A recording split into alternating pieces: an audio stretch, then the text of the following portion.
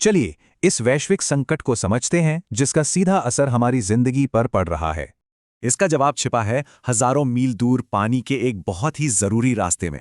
यह है हॉर्मुज़ जल डमरू मध्य। समझिए कि ये ग्लोबल ट्रेड की एक मेन आर्टरी यानी धमनी है। दुनिया का करीब करीब 1/3 समुद्री तेल व्यापार यहीं से होता है। और प्रॉब्लम यह है कि ईरान ने नेवल माइंस लगाकर इस रास्ते को लगभग बंद कर दिया है।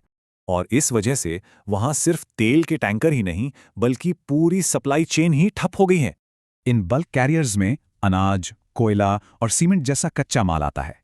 ये हैं VLCC यानी विशाल टैंकर जो कच्चा तेल और हमारी रसोई गैस यानी LPG लाते हैं। और ये LNG कैरियर्स जो पावर और गाड़ियों के लिए नेचुरल गैस लाते हैं वो भी फंसे हुए हैं। अब इस सप्लाई चेन के टूटने का असर हमारी रोजमर्रा की चीजों की कीमतों पर पड़ता है। सप्लाई में रुकावट मतलब पेट्रोल, डीजल, LPG और CNG सब कुछ महंगा। लेकिन बात सिर्फ ईंधन की नहीं है, असर तो खाने पीने की चीजों पर भी पड़ रहा है। किसानों की मिर्च और फल जैसी चीजें मार्केट पहुंचने से पहले ही खराब हो रही हैं। और इस संकट के पीछे चल रहा है एक बड़ा जियोपॉलिटिकल खेल। एक तरफ अमेरिका अपनी आर्थिक ताकत दिखा रहा है तो दूसरी तरफ चीन टेक्नोलॉजी और नए ऑप्शन दे रहा है। अब इन दबावों के बीच बाकी देश मुश्किल फैसले लेने पर मजबूर हो जाते हैं।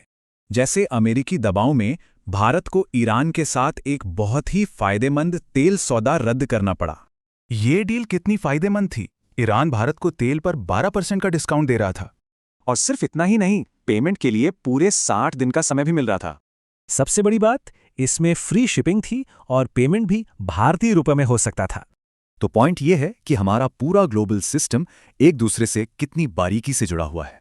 पानी के एक छोटे से रास्ते में हुई हलचल पूरी दुनिया में डोमिनो इफेक्ट पैदा करती है।